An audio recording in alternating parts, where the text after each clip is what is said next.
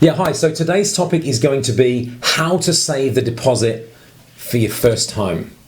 Again, joined today by Tammy, not the intern, but Tammy, the staff member, the team member.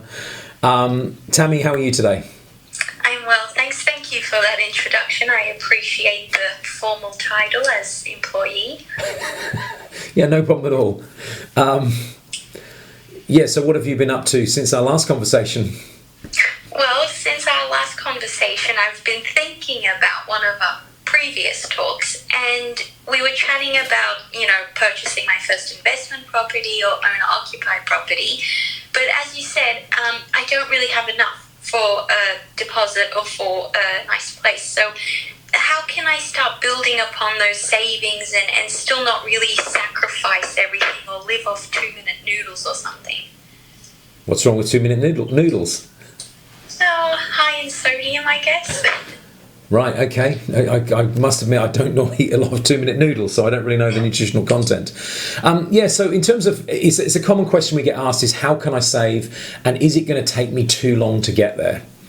And the first point with savings is to start. You've started saving already, haven't you? Yes, I have. Yeah. How many savings accounts do you have? I have one, and then I have my everyday, and just from my everyday account, I just deduct that, put it in my savings. Right. So that's a good way of starting, is to make sure that you automatically put the money in. Do you put it straight after you get paid, or do you put it after the end of the month when you're paid? As soon as I get paid. As soon as you get paid. So as soon as you get paid is a great way of doing things, but the problem is you don't have enough savings accounts. So what we find is people with one savings account tend to save money up and then dip into their savings for other fun stuff that they want to do. It could be a new iPhone. It could be, if we were allowed, going on holiday. So the problem is if you just save in one place, then it's too easy to just dip in and spend that money. So what we found works much better is 3 savings accounts. Now, 3 savings accounts might sound a bit weird, but you want one for your future. That's where you're going to save up for your deposit for a house and hopefully pay off a property in the future or something else. The second one, I believe, should be holidays. Because holidays are amazing. We should encourage people to take a break from what they're doing, to go and make memories with friends, with family, or see and experience different places, different cultures. Yeah. And so it's super important that we do that. But when we separate out our future from our holiday, it does 2 things. The first thing is it tells us that the future is something we're not to touch, is to be protected. And the holiday money is there for our holiday. And so we now know that we're saving for a holiday, and we can start getting excited and planning for a holiday, which is brilliant. But the second thing it does is it actually builds up our savings so that now when we go on holiday, we know how much we've got to spend. Yeah. So it's like giving us a budget, like a holiday budget.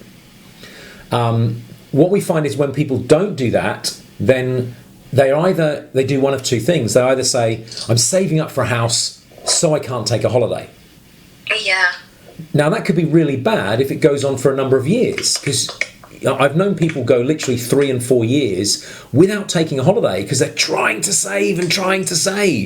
And that's not really very good for our own mental health or, for our lives. And it would be absolutely catastrophic if something bad happened and that person then wondered, was sitting in a hospital bed, fighting for their life, wondering what did they just do with the last 3 to 4 years. Yeah. So it gives us permission to spend money, whilst also focusing on the goal of saving for the property. Okay, so gives us permission to spend, and it gives us a budget of how much to spend. Now that's the second savings account. The third savings account is what we call fun. So there's other stuff that you do. We call it fun. It might not be fun. It could be for gifts or gadgets or beauty treatments. or other such things. Yeah. But it's for the things that don't occur day to day. Right. So the things that you you don't do day to day, week to week, but once a month, once a quarter, once every few months, once a year, once every few years, you actually want to go and, for example, buying a new iPhone. You can't buy a new iPhone using your month's money or your fortnight's pay. It's just simply not enough. Whereas if you've got some money saved up for that, then you can do it. So that's the 3 savings accounts. So that's the first thing, is to split your savings into 3. And you might say, well, splitting it into 3 means I'm saving less. Possibly.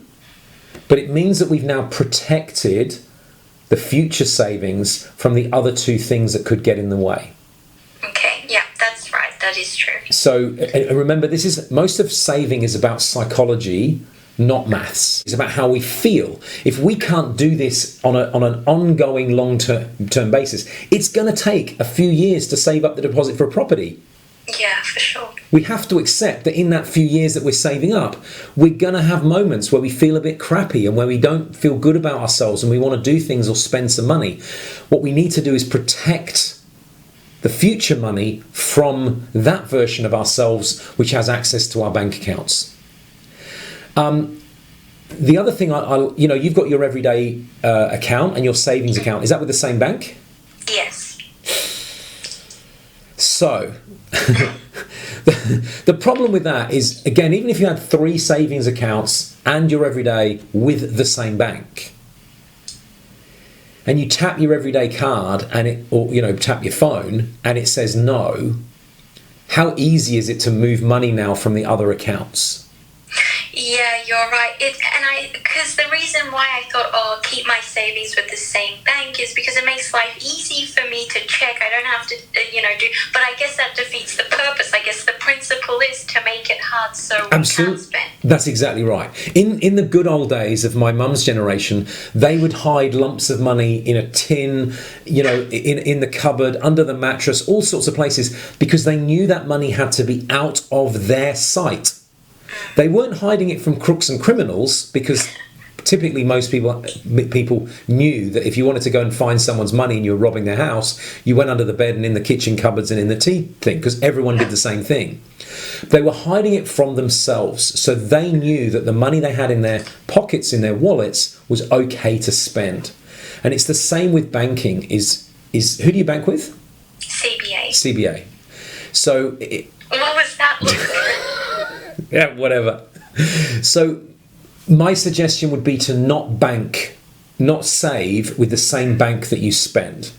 Okay. Now that means you either keep your savings with CBA and move your everyday accounts to somewhere else, or you move your savings out of sight somewhere with a different bank, so that when you turn on the CBA banking app, you don't see your future savings. It's okay to see the fun savings. Okay. But I would not want you to see the holiday savings or the future savings. All right, so those 3 accounts, that savings, fun, and holidays, should that all be with a different bank, or like all 3 of them 3 different banks? I would have no problem with you having the fun account with Commonwealth Bank, for example. If your everyday is with Commonwealth Bank, I'd have no problem with having the fun account with them. Because normally if you're going to buy something, a gift or something like that, you need access to that money pretty quickly. Yeah. Okay? But the holiday and the future account should be with not the bank that you're spending from. Right. Okay?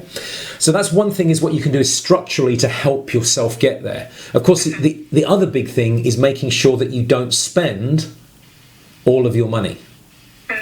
You don't have a credit card, do you? Absolutely not, no. Awesome. There's a whole nother section that we can do on credit cards, but you know that I don't like credit cards. From my own personal experience, we used a credit card for everything for 12 years, and every month we spent more than we should have done. And that's an awful lot of months of overspending, and if you never have a credit card, you don't have that issue. So yeah, not having a credit card is one big thing. Separating the bank accounts, and then also just knowing that, giving yourself some money to spend each week is great, providing you don't give yourself too much to spend. Yeah. If you think about the stuff that you spend, you're fortunate enough to be living at home, aren't you? Yeah.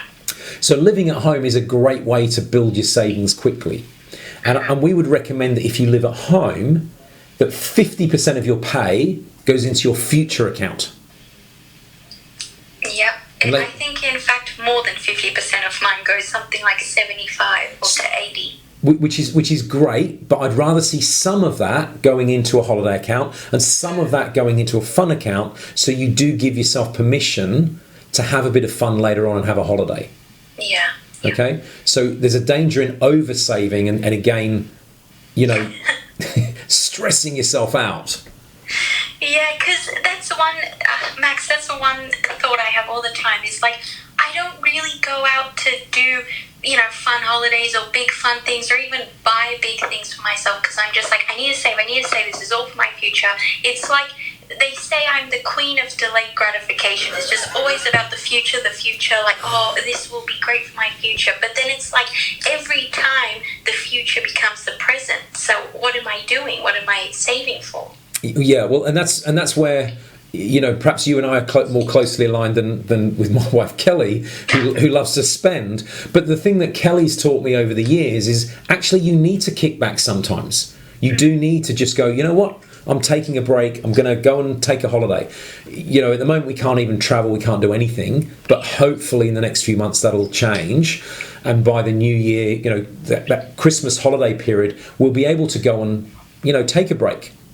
But going and taking a week up the Gold Coast or going over to Darwin or just going up the Central Coast somewhere just to take a break and know that the money that you're spending is okay to spend and it's not taking you off track. So I'm glad you're saving well, but I'd rather let's keep to 50% in the future account and then put some in the holiday account and some in the fun account, so that you give yourself permission to have some fun and not just always saving, because you can only do that for so long before you're either going to wear yourself down or you're just going to give up. Yeah. And there's nothing worse than someone giving up. Oh, it's too hard. I tried it. For 3 years I tried saving. I didn't get enough money, and now I'm giving up. So for a lot of people, getting to 50% is the hardest. When we analyse what people spend their money on, most people look at the big things and think, oh, it's on this or it's on that. It's not. It's the thousands of little things that we buy, like could be a cup of coffee, it could be a sandwich, it could be takeaway, it could be Uber Eats, it could be movies if we're allowed to do that sort of stuff. But these are all little $2, $5, $10, even $3 drinks. You go and buy a drink at a fast food outlet, it'll cost you $3, $3.50 for one drink. And you could do that 2 or 3 times a day and not realise it. Now, if you only do that occasionally, it's not bad, but if you're doing it all the time, it's spending a lot of money. Yeah. And so what we find is that giving people a smaller weekly allowance cuts that down automatically. You don't really have any bills, do you, at the moment? No, I don't. That's another stress I have. I'm like, oh my God, in a year when I graduate and I move out, I'm going to have to worry about bills, and how will I handle that while saving for a property? Yeah, so bills and spending money need to be kept completely separately. So in even with a different bank as well. Okay. Just because bills are bills and they come in these weird months and quarters and years. But what you spend on coffees and lunches and groceries and everything else is week to week to week. And so you kind of need to separate that out and control what you spend week to week. And then if you've got enough money this week to, buy a coffee every day and eat your lunch out and do whatever, that's fine. But in another week when you don't have enough money or you spent too much too soon, you just cut back for a few days. Yeah. And then start again next week. And it's that weekly reset makes a huge difference. Right. Yeah. I'd love to say that, a lot of people say, to save money, you need to eat 2-minute noodles or other things. But the truth is, you just need to organise yourself properly. And that's what we set our app up for. It used to be the 5-2 Money app. It's now the Golden Eggs, what is it called? Happy Money? Happy Money, Happy Future. Happy Future Money Manager. So it's the Happy Future Money Manager. So we've got the Happy Future Money Manager app, which coaches you through organising your bank accounts in a way that you can stick to your plan. The other part that we didn't touch on is having a goal. So if you know that you've got to save $100,000 before to buy the property that you want, then just knowing what that number is a powerful motivator to keep building to get there. And knowing how long it's going to take you to get there is also knowing that, I'm going to be done by the end of next year, or I'm going to be done by this amount of time. Because if you've got a goal and you've got a plan to stick to what your spending is to get there, even if you moved out of home and you were renting, you might want a nice place to rent to start with. But I'd have to sacrifice that. I guess I can't. Potentially you need to share with someone else to keep your rent low so that you can hit that target that you've got. Or maybe you go, well, I'm going to delay moving out of home until I can afford to buy a place either I can live in or rent out later. And it's much easier to say, I'm going to live at home for the next 3 years than it is to say, I'm going to live at home until I've saved the deposit and I don't know how long that's going to be. Yeah, of course. Even for people that have actually moved out, I've had quite a few people that have moved out of home and renting and everything else. We've looked at the best way of getting there and we said, look, it'll take you 4 years to get there if you stay renting where you are, but if you were able to move back in with family, you can get there in 18 months. And all of a sudden it's like, what? Oh, I could do 18 months living at home. I couldn't do the next 4 years or the rest of my life, but 18 months I can do. Yeah, it's a world of a difference that it makes, yeah. Goal setting is super important. That's one of the things that we take people through. Anyway, we better wrap it up for there on savings. Any other questions about the savings?